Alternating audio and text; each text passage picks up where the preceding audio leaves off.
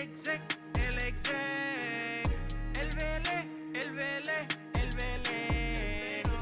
fenómeno que todos quieren ser, el chamaquito que no pueden entender. How we doing, guys? Episode 92 of the Exec Talk podcast. I am your host, El Velez. We are here on a beautiful Wednesday night. Like, subscribe, hit the notification bell. We're trying to get clips daily for you guys to interact with on TikTok and on Instagram and on YouTube Shorts. We got Formula One back this weekend. Thank God.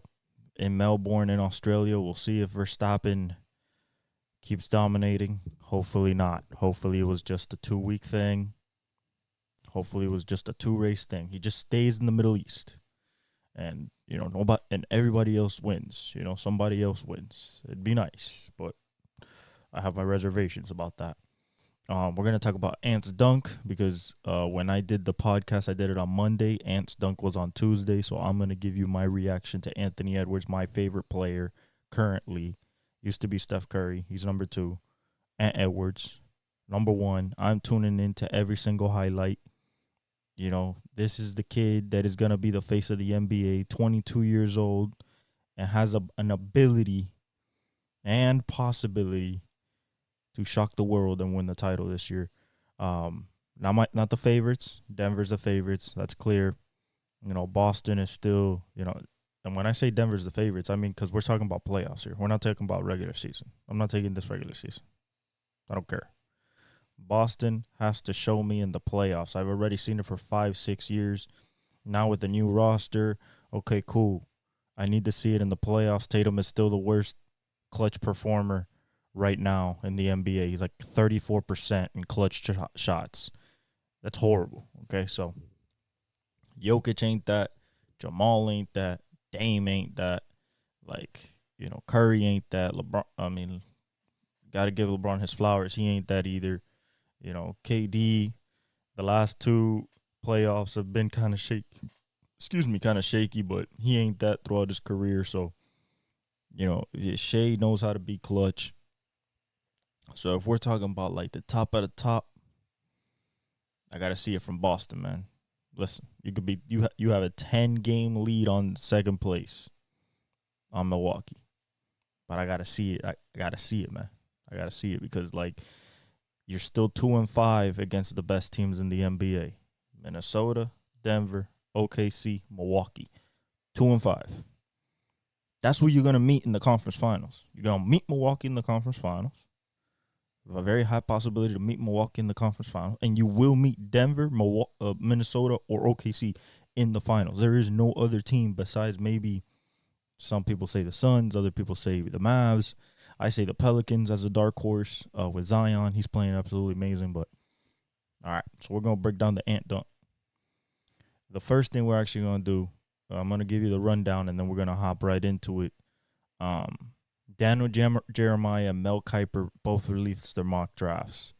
Daniel's is his second, and Mel's is his 3.0. We're going to go through the top 10. We're going to go through the top 10 of Daniel's, and then Mel Kiper, since I have ESPN Plus, I can probably pull up his whole draft. We're going to break that down. Some interesting picks, especially in the Daniel Jeremiah side. I guess he's been hearing from teams and stuff like that. Some things getting shaken up. The wide receiver rankings are getting shaken up. Malik Neighbors is moving up to number 1 now. Brian Thomas is moving up to possibly number 3. Marvin Harrison didn't even attempt to do anything at his pro day. He said he was going to do stuff at his pro day when he didn't do nothing at the combine. Comes to his pro day, does nothing. Nothing. Doesn't run, doesn't broad jump, nothing. 0. What are we doing? So we're going to talk about that. We're going to talk about March Madness, both men's and women's. The women's, it's a little chalky. I think I'm going either South Carolina or Iowa. I understand it's chalky, but that's how it usually goes. And then in the men's, I got UConn winning. But I got Kentucky going deep. I got Duke, I think, going a little bit deep. North Carolina, the Tar Heels, and then I think one bracket I got Purdue, and in the other bracket I either have Tennessee or Texas, something like that. Um, but I believe in the UConn Huskies. They just look legit this year. And I just think that they just got too much right now. Dan Hurley got them boys buzzing. And they've been number one for a while. And I expect them to just kind of run through the tournament until they get to maybe the Elite Eight or the Final Four, and then we'll see some actual games. But I expect them to pretty much be cruising on autopilot until at least the Sweet 16, but definitely you know, I think they're cruising with autopilot to the Elite Eight. So that's my thinking so far there. Although I do love the Dukes, man. I love Bellingham. I love Shepard. So I like all those dudes. You got R.J. Davis in North Carolina, so I like all these players, but at the same time, like UConn is the pick. UConn's the pick. The MLB's looking like heat in this spring training. Everybody's been going off. O'Neal Cruz, Juan Soto, Shohei. You've seen great pitching, performances. It's been absolutely incredible to see that we are gonna have a legit. I mean, last year was pretty legit, but we had some people missing, man. We had O'Neal Cruz missing. Juan wasn't up to his stuff. He was still an on-base monster, but he wasn't like Juan Soto, power wise and stuff like that. Not what we were expecting after he won the MVP. I think a healthy Aaron Judge, even though they're gonna miss him for a little bit. Maybe Giancarlo looks a lot way healthier, way more looks like a baseball player now. Can actually run. Supposedly he mashed like 3 home runs today. That accounted for a quarter mile, that's incredible. And overall, I just feel excited for the Corbin Carrolls and the Bobby Witts and the Ellie De La Cruz and O'Neal Cruz and Julio Rodriguez. I just want to see all these guys ball. I want to see the pitchers ball. I want to see Yamamoto and Imanaga at the Cubs. I want to see Mackenzie Gore at the Nationals. I want to see Paul Skeens finally make it up, to the MLB after being drafted number 1 last year. Jackson Holiday, I want him to get called up. Maybe he's on the opening day roster. We don't know yet because spring's not over. But people are predicting that he's going to be on the opening day roster. Now, he might not play short because you have a monster at short, and that's Gunnar Henderson. But wherever they put him, he'll probably be good. IndyCar is at the Thermal Club in California this weekend for the first time ever. So this is going to be a first-time track, so really exciting. Don't know any of the dynamics of it. Could be a surprise winner. Could be chalk. Could be Penske again. I'm thinking Alex Palou tries to win this one. That's the 2-time defending champ right now.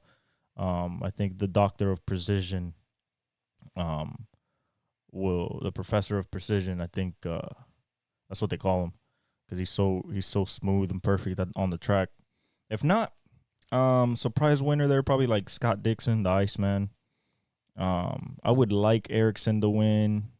Maybe a first-time winner in like Bloomquist, rookie or something like that. That's highly unlikely, but it should be exciting. Mike Williams to the Jets for $15 million. For 1 year. Listen, I saw something on the mock draft. That I just like when I saw maybe Daniel Jeremiah made it before, probably made it before Mike went to the Jets because it just did not make sense what they did, what he thinks they're gonna do. Like I said, Marvin Harrison, no show at the pro day. I don't understand. Like, you're the guy that people have been waiting for 2 years. Even when CJ Stroud's pro day, everybody was looking at you, and like you were like the Ferrari that nobody can buy yet. And I don't know what your strategy is here, bro, but this is a missed opportunity, bro. I mean, it supposedly he's worried about running a 4.6. Like, bro, you run a 4.6, you run a 4.6, bro, but you're 6'4", 220-ish, 219. Like, explosive ability, still a hell of a route runner. Nobody got your work ethic. A bunch of people have said it. Like, you run a 4.6, you run a 4.6. Now, you run a 4.6, probably not getting taken number one receiver. I think that drops you, and I guess you're scared of that, the money, whatever it is. Even though you're a Harrison, I don't know what it is, but unless your dad told you don't do it, you don't need to do this shit, I guess. But this hurts your stock at the same time, like, and you've been clocked at 24 miles an hour, so in that 40, it shouldn't be a 4.6 if you're that scared, dog. Like, if that's what you've been practicing, like, and you've been getting 4.6s, like, you must be a long strider to gain some speed, because to get to 24 miles an hour in less than 20 yards, I mean, you can do that in a 40 and still run sub 4.5. And if you run at your size sub 4.5, that's good, man. Run a 4.44, run a 4.42. If you get 4.43 below, you're fine, dog. You're still taken number one. That's legit speed. Like, I know that everybody wants that 4.3, everybody wants that 4.2, that Xavier Worthy at Tyreek, but not everybody got that. Everybody, you see some 4.4s, and 4.4 is good. It still plays in the league. 4.4 still plays in the league. So I don't know why he doesn't do it. Kind of weird for me, to be honest. Caleb Williams did have his pro day. Very scripted, nonchalant. I mean, it looked good. He had a couple deep balls. Listen, a pro day for Caleb Williams don't do nothing for me, man. Everything is on the tape. If you like him, you like him. If you don't, you don't. Like, it is what it is at this point. You get the Patrick Mahomes comparisons, and if you compare him from college till now, what you can't compare is that Patrick had that photographic memory forever. So, like, you don't know if Caleb has that. The personality is there. Like, he's gonna be picked by the Chicago Bears. Like, there is no, like, yeah, people have said Jaden Daniels might be the better pro-ready quarterback, and I agree. I mean, I seriously agree. Better competition in the SEC. Threw for a bunch of yards. Best deep ball thrower in the class. I mean, you name it, he has it. 6'4", so 3 inches bigger than Caleb. Caleb showed up at 6'1". Supposedly at the pro day, I guess that's official. 6'1". You feel me? Like, 6'1" with cleats, I guess, because it's like 6 3/4. So with cleats, I guess 6'1". And Jaden's at 6'4", man. And he's not like slender. He's not Bryce. He's like 190, 185. So I guess if you're concerned, but like, this guy also has legit, maybe, we'll see at his pro day, I think in the next few days here, he might run a 4.3, bro. At quarterback, 4.31, 4.32. This guy might, I mean, he might be, he might screw around. If this man even does a 4.29, like, they're gonna be on him like hotcakes. But I think Chicago has been sold on Caleb, so I think they're going Caleb. And then lastly, Blake Snell got signed by the San Francisco Giants. He should have gone to the Yankees because of what happened to Garrett Cole for the first 2 months. I guess not. They didn't need him. It would have been nice to put him, because then you look at the rotation right now, right? It would be healthy. Garrett Cole, ideally Rodon, Stroman, and then if you had a Blake Snell in between Stroman and Nestor, you could put Blake. But in reality, he just won a Cy Young. So it would be Garrett Cole, Blake Snell, Carlos Rodon, and Marcus Stroman. Then Nestor's your fifth arm, which that's okay. That's okay. You feel me? But they didn't get him. They sent him to the Giants. That kid Harrison that they got is really good. The Giants have been stacking up a team. I think that they're gonna do way better than they did last year. I like that team a lot. So let's look at Daniel Jeremiah's mock draft. I believe this is the first 10 picks. Okay. First 10 picks of Daniel Jeremiah's mock draft 3.0. All right. Caleb, and then immediately, number 2, Drake May. No. Why would Washington, why would Cliff Kingsbury do that to himself? Why? Why would Dan Quinn want to do that to himself? They just sent Sam Howell to Seattle. Why would they want to do that? That makes zero sense. Zero. I'm laughing at this. Like when I heard this morning, I respect Daniel Jeremiah. Like I've watched him for years doing draft scouting for the NFL Network. And if this is what the league is thinking, like they're not watching tape, bro. And I know, like, you know, I'm not in those rooms and stuff like that, but, like, the ability Jaden Daniels has with his legs compared to when Lamar was coming out and you combine legs and arms, like, Jaden is more polished now than when Lamar came out as a thrower. So, like, also, at the same time, I don't want Jaden Daniels going to the Patriots. Like, it's just not, like, that's a bad joke. Okay, that's a bad joke. I don't want that happening. That would leave me like this with the Washington Commanders. Okay, so he has Caleb going 1. Okay, good. We agree. And he has Drake May going 2. Then Jaden Daniels going 3. The Vikings trade up, take Marvin Harrison away from Arizona. So get this straight. He has some reason to believe, and he called Will the Texans moved up to 3 to take Will Anderson last year. He called that. He's saying the Vikings somehow, some way convinced the Arizona Cardinals and Kyler Murray. This is the thing. If it was just the Arizona Cardinals with Josh Dobbs, all right. But this is K1, and you just got rid of Hollywood Brown. That is laughable. Laughable. That makes zero sense. Zero. Okay? That would make zero sense.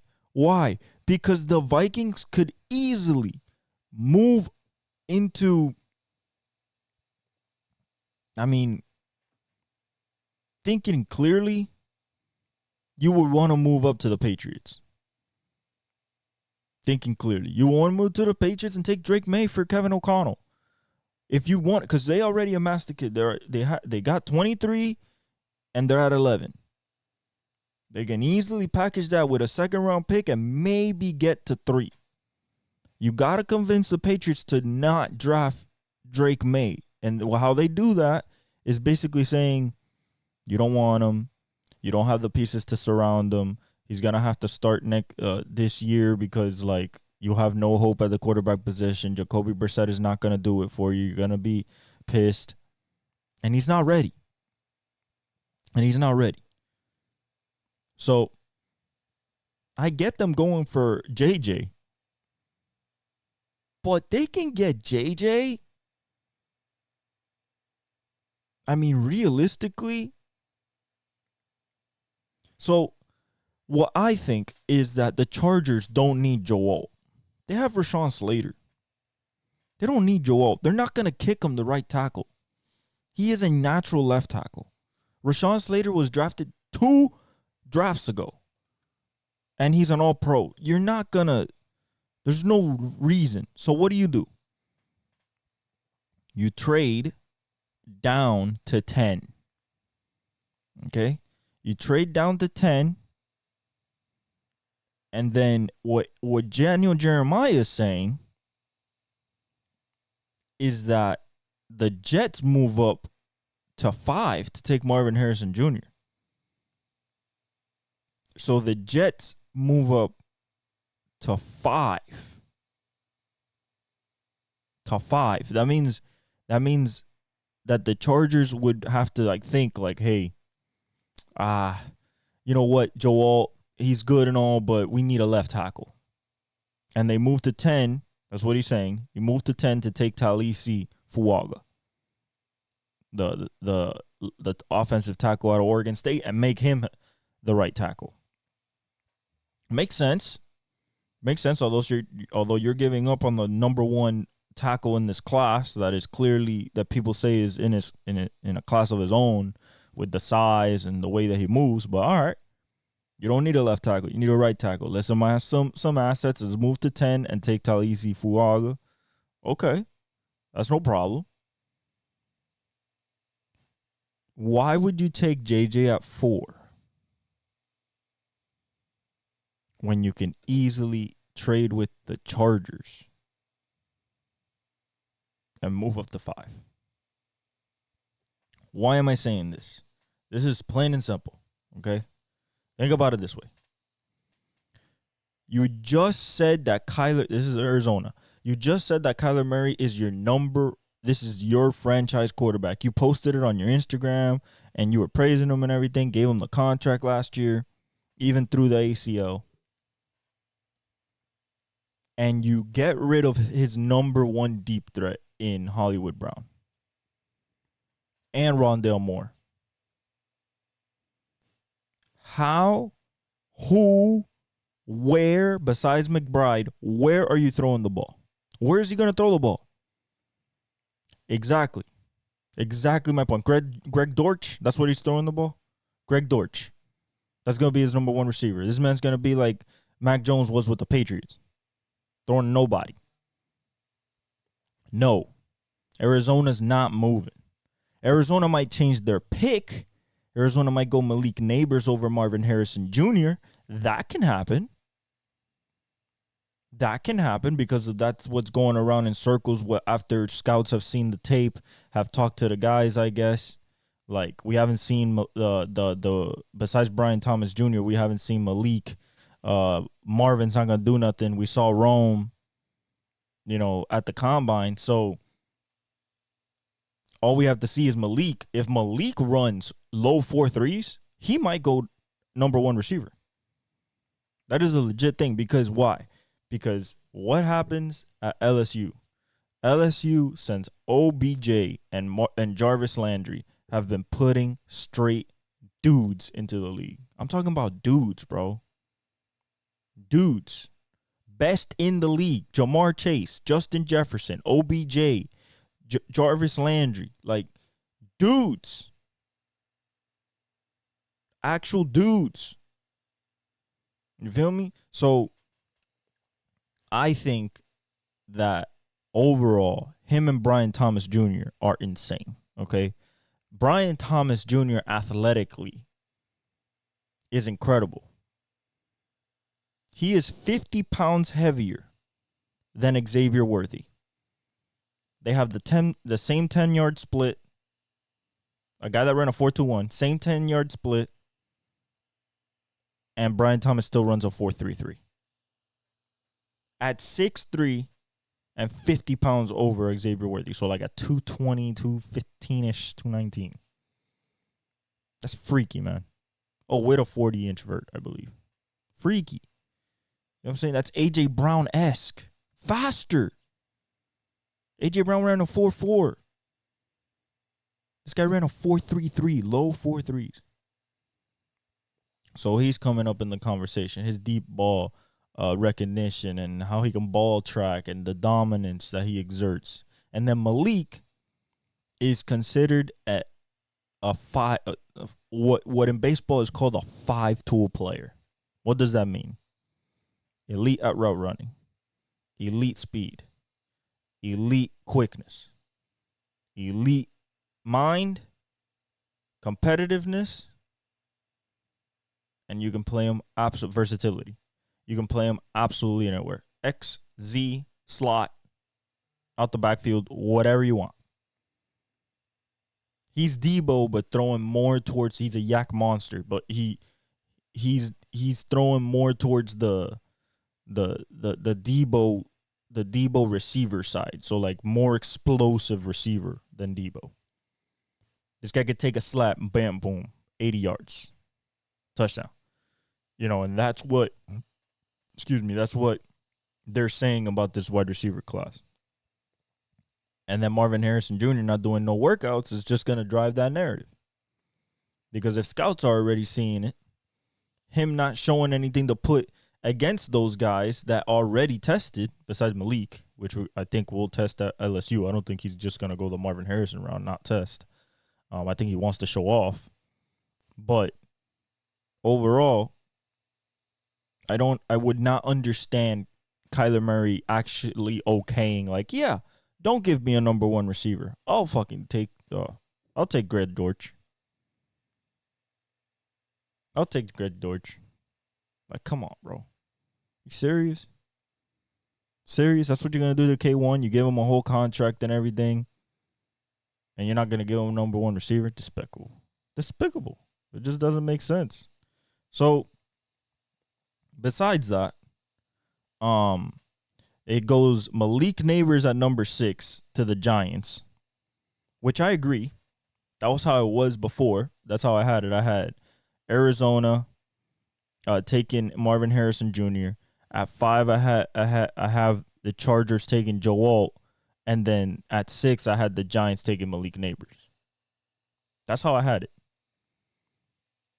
But now he has the Jets moving up. Somehow, I guess, putting a good argument in towards the Chargers, like, hey, move down to 10. Talisi Fuaga's going to be there. He's going to be your right tackle. Then Joe Alt falls to the Titans, who need him, who definitely need him. If not, they were going to take probably Fashanu or I don't know if Fatano is up there with them. But it's either them or maybe J.C. Latham, but one of the tackles. That's what Tennessee was going to do. I have Dallas Turner going 8 to Atlanta. He is the first defensive player in this draft getting taken. And the first team that needs defense out of all these teams would be the Falcons. They already have the quarterback. They don't have to worry about JJ McCarthy. That's why if I was looking for a place to move up, although you also have to think about what are the Raiders thinking. What are the Jets thinking? So I get the move up to 4 for JJ. But I think even if you move up to 8, I think JJ's still there because there's no quarterback going past 3. Like, after the Patriots, it is wide receiver, tackle, wide receiver, tackle, edge, wide receiver. Then you could take him. You feel me? So if you, let's say,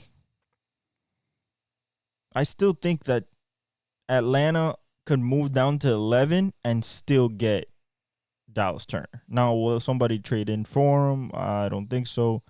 But overall, I can't see Arizona trading down and not giving Kyler Murray a number 1. Unless they think that there's a better player down there, which when you have the pick of the litter, man, if you want Malik Neighbors, take Malik. If you want Brian Thomas, you take Brian Thomas. If you want Roma Dunze, you take Roma Dunze. If you want Marvin Harrison Jr., you take Marvin Harrison Jr. You take your pick before anyone else.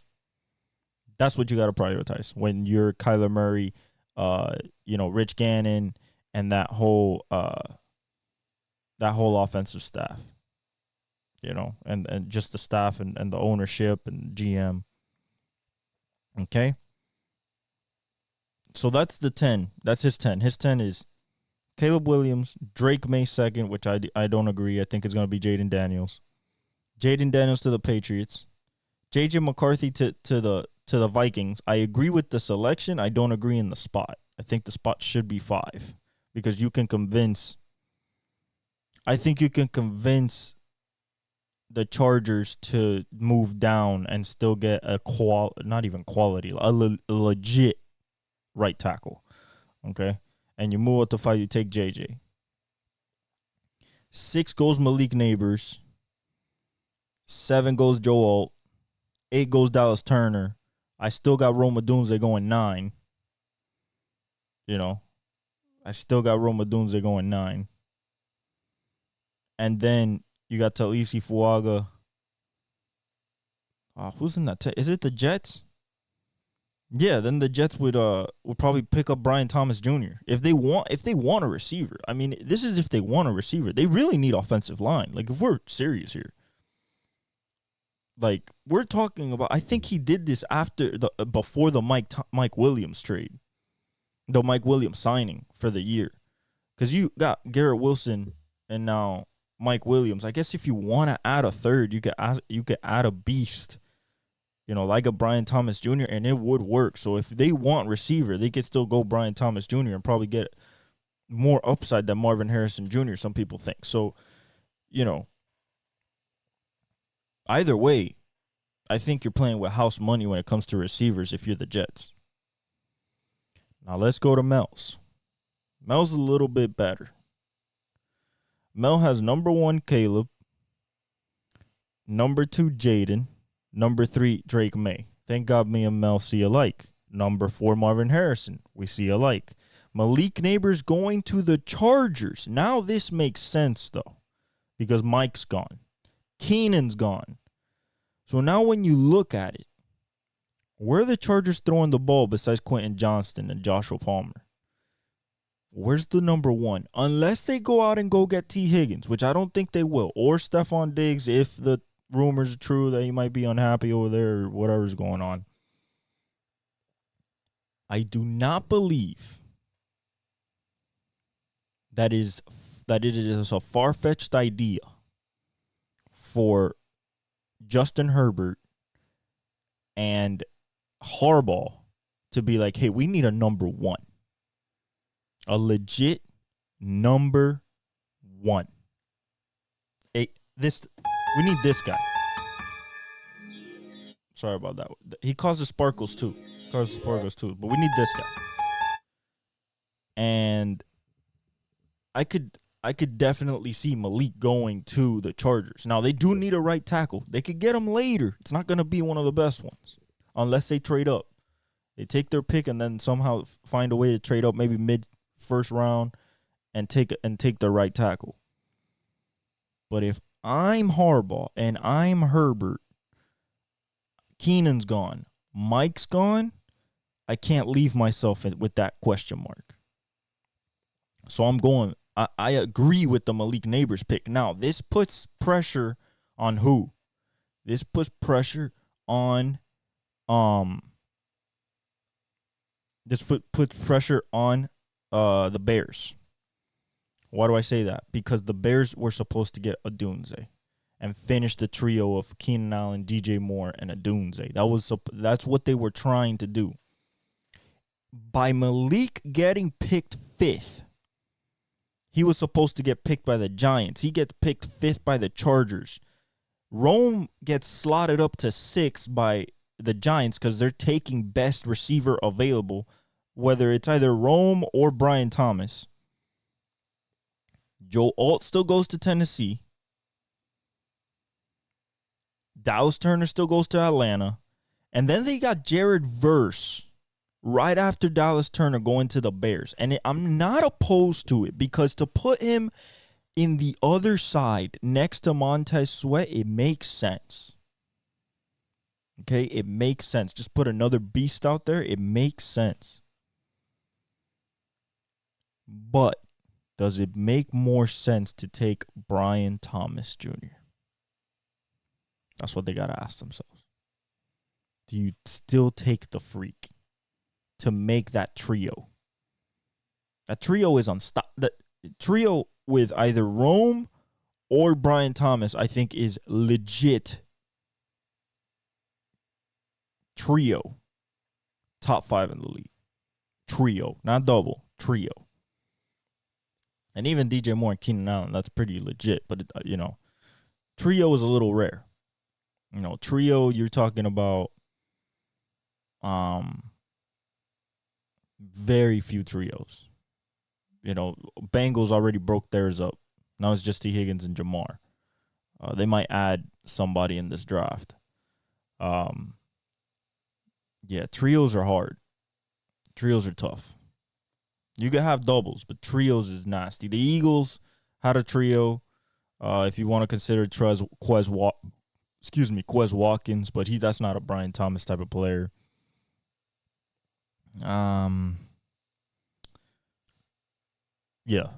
Trios are hard. So that's a trio, bro. That's top 5 in the league. You know what I'm saying? Minnesota, JJ, Jordan Addison, KJ Osborne. That was a legit trio. I like that trio. That trio was good. When healthy, Chris Olave, Rashid Shaheed, Michael Thomas. That was a legit. That was pretty good. That was pretty good. But talking about a trio, Keenan Allen, multiple 1,000-yard receiver, one of the best receivers of his generation.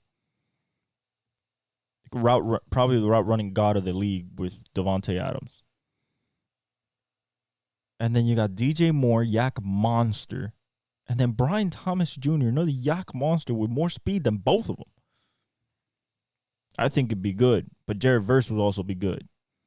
Because you got Montez Sweat, long arms, can rush the edge, really getting into his zone, into his prime as a pass rusher. And then you got an absolute freak of nature in Jared Verse. Long arms, bend, power, speed, all of it. You got all of it. And that's scary on the defensive side of the ball. So they got a good thing going there in the 9th pick, and a good solid 2 choices that they can go there. Then he has at 11 still JJ going to Vikings, which I agree with. JJ will be there. JJ will be there. There's nobody else who might take him except the Giants, and the Giants are dead set on a number 1 receiver. Every mock draft since the first one has been number 1 receiver, has been Malik Neighbors. This one's Rome Odunze because Malik went to the Chargers, was just possible because of what happened with Mike Williams and Keenan Allen. They're not going to leave Justin Herbert butt naked. That's not going to happen.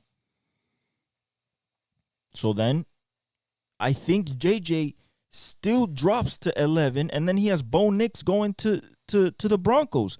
That makes absolute sense. Absolute sense. Like, good job, Mel Kiper.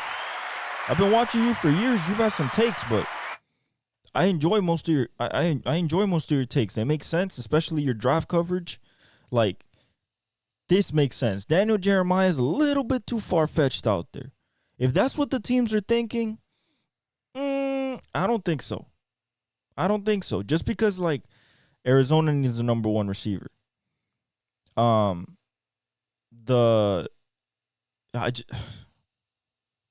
There's no way that you trade the 4th pick when you have the pick of the litter of your number 1 receiver. I don't see that happening. I don't see Washington being like, you know what? Yeah, the guy that we have to sit for a year while we have these weapons, while we have Terry McLaurin, we lost Curtis Samuel, but we still have Jahan Dotson.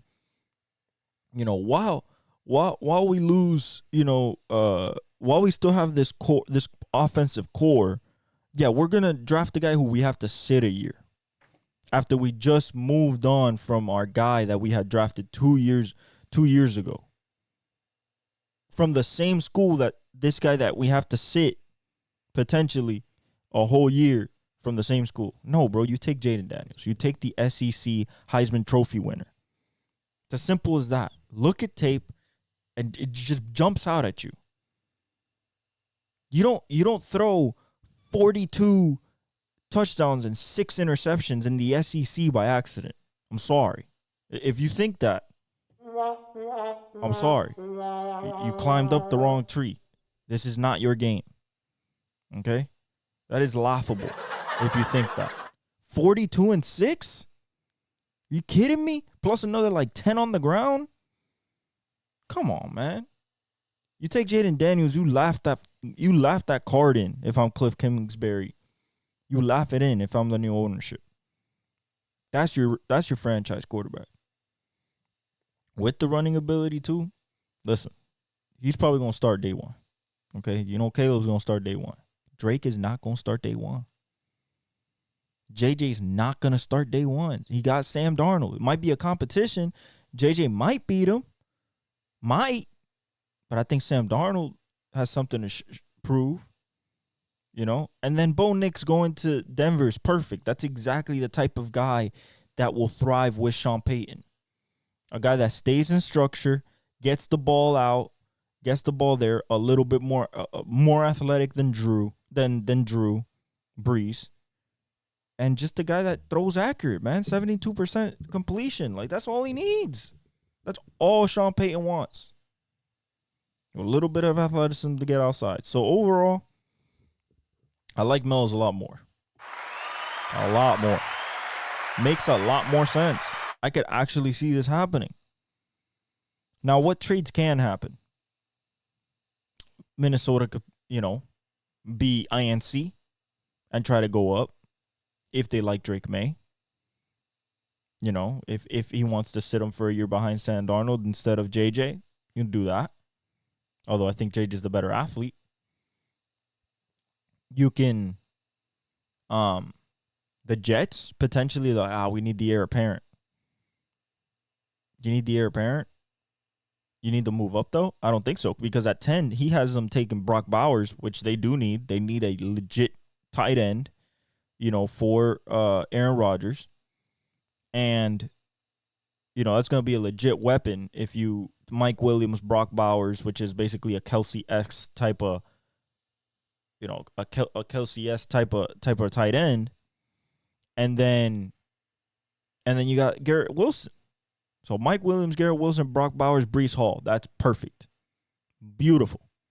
Don't need nothing else. You can add depth here and there, but that is legit for blue, three blue chips in Breece Hall, Garrett Wilson, and Brock Bowers, and a really good player, Mike Williams, as long as he's healthy. Love this. Bo Nix goes to the Broncos. Sean Payton probably teaches him the offense. He's in by week 6 and he slots in. JJ could possibly slot in week 8, week 9 if Sam is sputtering a little bit. The kid's been doing well at practice. Boom, slot him in. Caleb and Jaden will play day one. Drake is going to sit out the whole year if the development curve goes how the tape shows that it should. You need footwork in this game, and Drake does not have it right now developed. So that's my opinion on that. Next, the Anthony Edwards dunk. Okay? The Anthony Edwards dunk. Oh, actually, there was a couple of moves before we get that. There was a couple of moves in how do I say this? There was a couple of moves in free agency, just small things here and there. The Jets added Tyron Smith to the left tackle spot. If he's healthy, and Morgan Moses, if they're both healthy, Morgan Moses played a lot, but if Tyron Smith is healthy, then Aaron Rodgers will have a close to an MVP type season. Close. Okay? Let's see. The Jets also bring back Solomon Thomas, so they have the big guy on the D line back again for another year. Former Raven Kevin Zeitler, he signed a 1-year deal with Detroit Lions. At guard, more protection for Jared Goff. Josh Dobbs went to the 49ers. And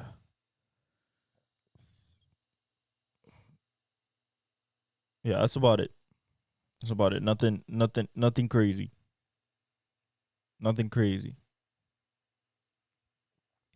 So let's talk about this ant dunk. Listen, the reason I said way before this podcast got into YouTube, okay, when it was audio only, I said Anthony Edwards was going to be the face of the league. The reason I say that, and I said that, and I stand on it, and I believe it wholeheartedly, and he will win championships, and he will be one of the greats that we remember in this game. He'll be one of those two guards that we remember always. You cannot teach his charisma, his want to, and just the game. The game, like the way stylistically, the way it looks, it is awe-inspiring. It is like watching Ja. It is watching Zion, watching Steph. Like, it is like, oh my God, like Mike. Like Mike. Not comparing the kid to Mike. He plays like Mike. On the floor, he plays like Mike. Plays defense. Wants to go at your head. If you're in the lane, I'm dunking on you. I'm rising up. He almost did it to Anthony Davis. He got John Collins last night. Dislocates his offhand on Collins's head while he's in the air, looking down at the rim. Okay? This man jumped 2.99 feet in the air. Talking about a yard. In the air, like vertical. That's absolutely insane. Okay? It is insane. That's 36 inches up in the air. And he was a little bit higher because, like, he was looking down at the rim. He was looking down at the rim. You know, and he has a 48-inch vert. So he's much higher than that, I think. But to dislocate your forehead on his, and it was off a defensive stop that he was guarding. He caused a fumble of the ball. McDaniels grabs it. Actually, no, he grabs it. He steals it. Ant does. Passes it forward to McDaniels. So push passes it up. A forward pass to McDaniels. A lead pass. He runs behind. Collins is looking at the ball. He's looking at McDaniels. He's not even looking at, or was it Walker? One of those two. They kind of look alike. One's skinnier and smaller. The other one's tall, but still skinny. I believe it was Walker. Walker's in the corner. He's a good three-point shooter, so he might shoot. Nah. Ant comes full speed from the steal, crosses half court, gets the ball one step into the three-point line, takes one dribble, gathers 2 feet right after the free throw line, like right in the first semicircle, takes off and hits John Collins with his offhand, dislocates this finger on his head, so much so that John Collins has to leave the game for a head contusion. That's how hard he hit him. And then is looking down at the rim. There's a still shot. He's looking down at the rim. And he throws it in. Almost grazes the rim. But that's a dunk. Bro, he got dunked on. And they put a side by side with him and Mike. That is uncannily similar, bro. I showed my dad. And he was like, yeah, that's what Mike used to do. You know, this is Vince Carter-esque. Michael Jordan-esque. Kobe had this type of bounce. It's like trampolines on the feet. Him and Ja. Ant 6'4", 225. Ja 6'2". And they jump out the gym. Now, Zion 6'6". And they jump out the gym. Like, out the gym. Zion had a alley-oop yesterday where he's like, he caught it. He was like halfway to the basket from the free throw line in the air when he caught the alley-oop. Caught it back here. Caught it. And then just boom, dunked it. I actually dunked it. Didn't throw it in, but I dunked that shit. Like, these are players that are just exciting, man. I love Steph, man. I love Steph. Like, I love watching Steph play. Love it. But Steph ain't getting up there like that. So for me, if I'm trying to watch excitement, a play that it's gonna blow the internet apart, I'm watching Ant. When he's healthy, I'm watching Ja. I'm watching Zion. If I want grace in the game, if I want to watch a maestro, an artist, just paint his picture, I watch Steph. I watch Kyrie. I watch Shea. I watch Luka. Like, just dissect the game. I watch those guys. You get me? Like, it is so crazy to be able to dunk like that. And Kenyon Martin said it on Gil's Arena when they were reacting to it. He said, like, once one of those greats, like the greats in this, he said it like this. He said, the greats in this game, once they get to this, off of 2 feet, you're getting destroyed. That's exactly what he said. This is a guy that has blocked shots before. Like, Kenyon Martin was a legit shot blocker and a dunker in his heyday with the Denver Nuggets and New Jersey Nets.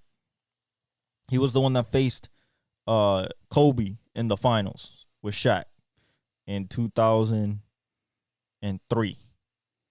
The last year of the three-peat. When you get like here, hand behind your back, behind your head, looking like off of 2, you're only talking about Vince and Mike and Cole, maybe T-Mac. Like, you're talking about guys like Gerald Green, if you guys remember, like Zach LaVine. You know, that's what you're talking about. But then the unafraid, the like big dog mentality of Ant to just like, I'm going into this lane because I want to do this. Because I'm going to try it. Because I already tried it in Anthony Davis and it didn't work. I missed it. So I want to try it on him and see what happens. And, man, he took off, man. He's just like gliding. And boom! And the still shot is incredible. So it's one of the greatest in-game dunks I've ever seen. It just adds to the lure and the aura of Anthony Edwards, just the Ant-Man himself, like the smile after, you know, what he said after the post game. This was hilarious in classic Ant fashion, you know. He said, little last, you feel me? Like, in the middle of the interview, like, it's hilarious, man. Like, I was dying. Like, I love Ant-Man. I love watching him play, and that dunk was absolutely incredible. And we're just going to – this is just the tip of the iceberg. He's 22. 22. The greats start winning championships at 26, 27, 28, 29. Steph won at 25. D-Wade won at 23. That's it. Everybody else, 26, 27, 29. The greatest of the greats. Except Magic, because he joined the stacked team. So coming out at Michigan State, you know, he came in, boom, rookie year, you know, I think he was like 22 or 21. He got a championship. Other than that, 26, 27, 28, 29. Ant is 22 and has a legit shot if his team's if Cat's healthy. But even if he's not fully healthy, I think Ant is enough to take him at least to the Western Conference Finals against Denver and give him a good series. Now, if Cat's healthy with that defense and Rudy, that's scary. You could say experience all you want. He's been in 2 playoff series. One with the champs, you know, with the eventual champs, and the other one. Actually, no, I think they faced the eventual champs twice. Because in 2022, I think they faced Golden State first round. No, Golden State went against Denver. Who'd they go against? Was it Phoenix? Memphis? I don't remember. Might have been Memphis. Yeah, I think it was Memphis. And they went. I think they went 6 games or 7 games, something like that. But like Ant, yeah, man. I think Ant's got it, man. If it's not this year, guess what? He's 23 next year, and he's gonna be better. I think he averages 30 next year. He averages 26 this year. After Cat went down, he's averaging 29, almost 30. On great efficiency from 3, 37% from 3 for the year, and shooting great efficiency and playing stellar defense. He's gonna be on an All NBA team. He's gonna be the type of guy that's gonna just rack up all stars, rack up all NBA teams. He'll get first team All NBA votes one of these years. You know, him and Luka probably will snatch him up, or him and Shea. Once Steph especially like moves on and Dame gets a little older, I think that those will be locked, at least from the West. But I just love Ant, man, and he has a legit shot. And I'm so excited to see it. April 20th, baby, the playoffs start. April 20th. It's amazing. So let's talk about now. Broke that dunk down. Let's talk about the March Madness. So March Madness, I think we have our 64 teams because the 2 playing games have already been played. The last ones got played today.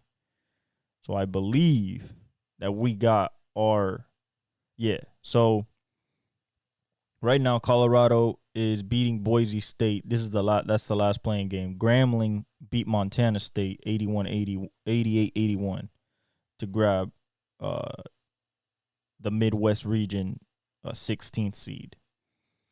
And then the 10th seed in the South region is right now Colorado is winning over Boise State 23-18, but it's still in the first 242 in the first half because college is 2 halves.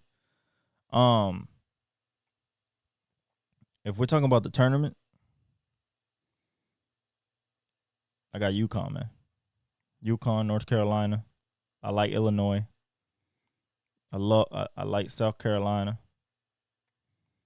I love Kentucky, but I've always loved Kentucky. That's just kind of my personal bias a little bit because I've always loved Kentucky. I love Tennessee.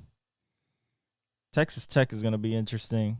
Kansas depends how they play, but Duke depends how they play. But overall, I got UConn. And it's because they're just a complete team. Like, they're made for a repeat this year. They didn't keep everybody because Jordan Hawkins obviously went to the league, and so did Andre Jackson. But everybody else is there. I think Sonogo also went to the league second round, if I'm not mistaken. Their center. But everybody, they have a kind of older team, veteran, really good though. Play really good, play hard, and Coach Dan Hurley, he has them boys buzzing. So I'm going UConn. Surprise though, I think it's Kentucky. They're a 3 seed. But if Bellingham makes himself a top 3 lottery pick, Rob Dillingham, and Shepard makes himself a top 5 pick in this tournament, yeah, I think Kentucky has a shot. Tennessee has a shot. Why haven't I said Purdue? Well, they've lost against a 15 seed and a 16 seed the last 2 years with Zach Edey, the 2-time defending back-to-back player of the year. You can't do that and then lose to a 15 and 16 seed, man. That's why they're not going to draft you. That's why they say that you can be drafted. 2-time national defending 2-time defending back-to-back National Player of the Year. And they're talking about not drafting him in the first round or at all. Are you kidding me? Because he's a slow-footed big. Huh. Slow-footed big. I can think of one slow-footed big that is dominating the league right now. His name is Nikola Jokic. He's been doing okay, but he got picked 42nd or 44th during the Taco Bell commercial in the second round. So, I guess they don't know much. We'll see what Zach Edey does. But Purdue is, the people have him on upset alert, even though they gave him a cakewalk to the Elite Eight, essentially. Excuse me. To the Elite Eight. They kind of gave him a cakewalk. The committee gave him a cakewalk, so we'll see what happens.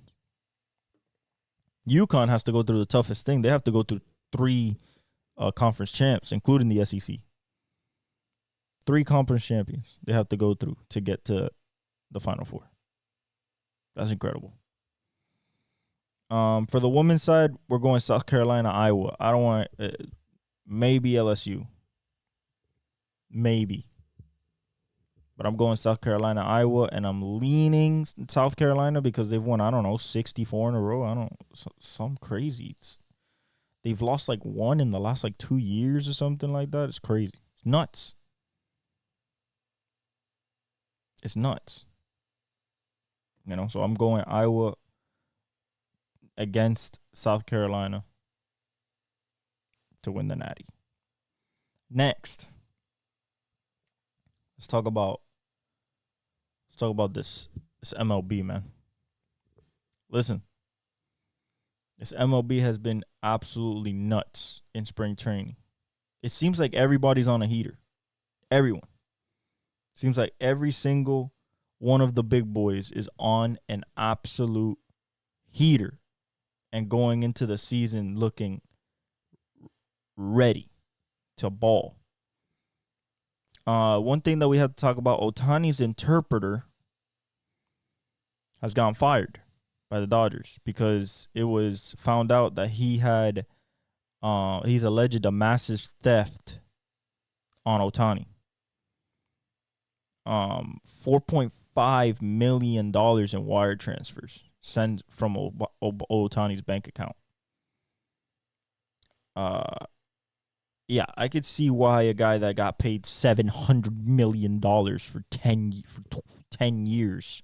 I could see why the interpreter has been snooping around, trying to nibble a bit of the apple, nibble a little bit. But you can't do that, man. You can't do that. It's not legal. It's not ethical. You're kind of saying F you to your client. You're one of his most trusted people, the guy who says the words that he says to you in Japanese to translate them to English. He's trusting you with his image. Essentially, what comes out of his mouth is what comes out of your mouth. Can't be stealing from him, man. Can't do that. Especially when the guy's balling, man. Balling. Ohtani's balling. He's not pitching this year. Still going for the MVP. As a DH.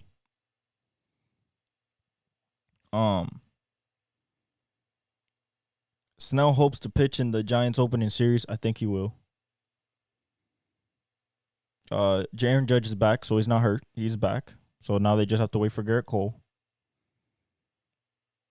Kiner Falepa trade INF Espinal to the Reds for a minor leaguer. Okay, so Kiner Falepa and I think Ronaldo Espinal go to the Reds for a minor leaguer. Okay, I guess.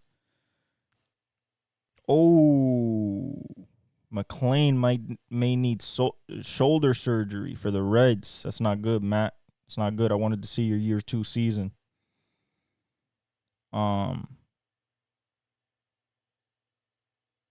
Merrill. So I think it is. No way. Oh, Jackson Merrill, 20-year-old center fielder who has never played a Double-A. Made his major league debut for San Diego against the Dodgers. Huh.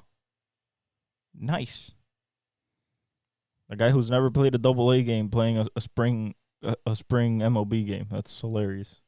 You must really believe in him. The Dodgers lineup legit has 3 of the top 4 MVP favorites: Ohtani, Mookie, Freddie. That's 3. Plus, they have the one of the favorites for Rookie of the Year in Yoshinobu Yamamoto. You know, probably Bobby Miller, if they consider this his rookie season. I don't know if they considered last year's rookie season. But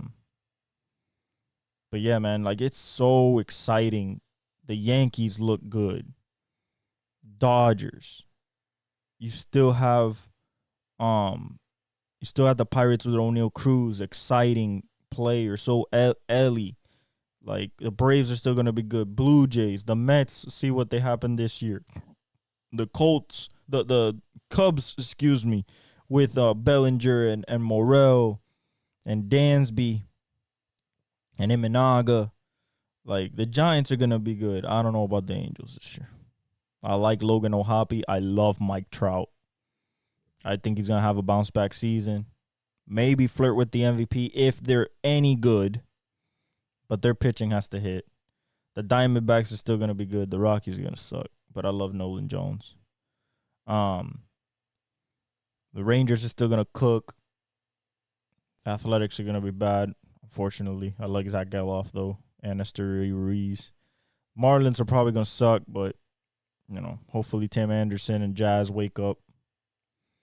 But I'm excited. I'm so excited, bro. So excited. Like, especially last year with the pitching clock change, it's shorter games, and now, like, everybody seems healthy. Oh, can't wait, man. Can't wait. Cannot wait. All right, we're gonna end it off with NBA. We're just gonna take a look at the standings. And the reason I'm doing this is because I believe Milwaukee is creating some momentum. I believe Milwaukee, they're 6-4 in their last 10, but with Dame, if Dame gets cooking and then Giannis gets back, dangerous thing to happen. The Knicks are now still half a game up on Orlando for that 4th seed. Orlando's haven't been talked about, man. Orlando's 8-2 in their last 10 with 4 straight wins. Paolo and Franz are playing their asses off. You got Philly, 5-5 the last 10. 16.5 games back. I think it's out of reach at this point. That 5th seed. They got to stick in the 6th. But they're tied with Indiana.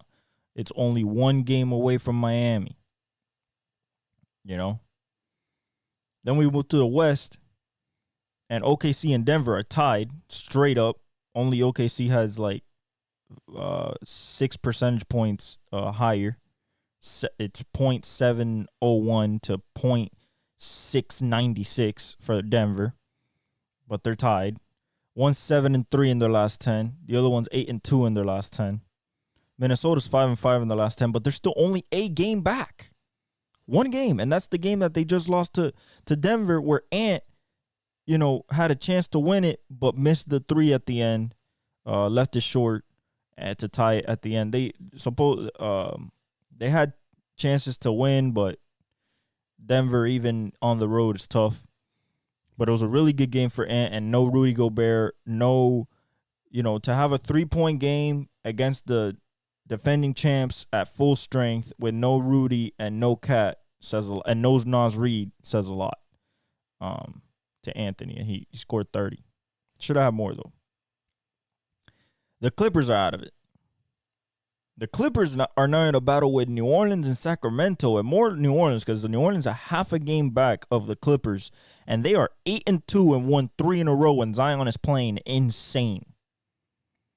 Zion is going back to Duke Zion. Zion's going back to oh my God, this guy might be the best prospect since LeBron Zion. He's taking it that seriously after that shellacking that he took from the Lakers in the in-season tournament. He got serious.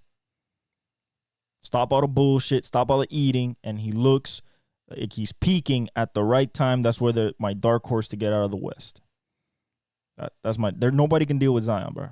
You can't cover him. And his team is so good. Trey Murphy's hitting his 3-ball. CJ's playing well. You still got B.I. You still got Irv Jones. You still got Valanciunas. Like Alvarado. Hawkins coming off the bench. Najee Marshall. Like, you got so much depth in that team that for a dark horse, it just makes sense. It just makes sense. The Clippers are just sputtering right now. They can't play defense. Sack is just there, man. It's just there. Two games away from the 5th seed. Half a game out of the 7th seed. Dallas nipping on their heels. Phoenix half a full game behind Sac. Half a game behind Dallas for the 7th. The Lakers are 11 games back. And Golden State's 12 in the 10th seed. You feel me? Like, it is so close. And Houston, 8-2 in their last 10, won 6 in a row, and are 2.5 games behind Golden State. So Golden State better start beating people, and quick, because Houston is on a roll, and Jalen Green has averaged, like, I think 33 in the last 3 games, plus 240 bombs. I don't know why he picks the end of the season when they shutting down Ausar Thompson. Like, I don't understand what Amen Thompson, sorry. Or Detroit shutting down Ausar. I don't think Amen's getting shut down. I don't know why you would, why would you turn it on now? Why couldn't you turn it on when you guys were rolling earlier in the season? Why were you missing so many shots? Why were you still playing hero ball? I don't know what Jalen Green does, bro. He always picks this time to start exploding, and then the next year he's a dud. Again. Can't keep doing that. Utah's playing well. They're 2-8 though in their last 10, but I like the way Keontae George is running the floor, playing well with Colin Sexton, with Laurie. John Collins got his ass dunked on. Still funny. So funny. Memphis, G.G. Jackson's playing well, but they're 3-7 in their last 10, and then Portland's done. San Antonio's done, except Wemby does crazy stuff. So, overall, the Pelicans, Orlando, and, man, that 1 seed in the West, man. Who's going to get that 1 seed in the West? 1, 2, and 3 are separated by a game. A game. And then I think New Orleans is going to end up with that 4 seed because I just think they're just playing better than the Clippers right now. I just think that. So, NASCAR is going to COTA this week. It's going to be the first road course, so I expect AJ Allmendinger, Kyle Larson, Kyle Busch, maybe one of the road course dudes like a Jordan Taylor, or maybe Shane Van Gisbergen in Xfinity. Probably have a shot, but I'm looking at Ty Gibbs as well. Martin Truex Jr. Those are the guys I'm looking at. Chase Elliott. Those are the guys I'm looking at the top right now for that race at COTA, which is going to be super exciting.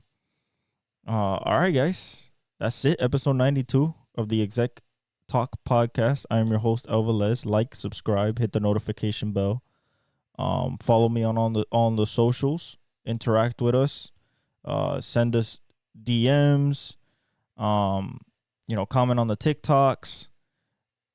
Share the clips. Share the podcast. We're on audio on all streaming platforms, Spotify, Apple Music, you name it, we're on it.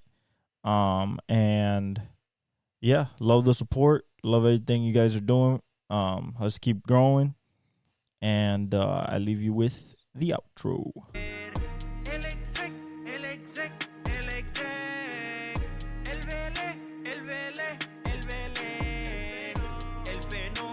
Que todos quieren ser el chamaquito que no puede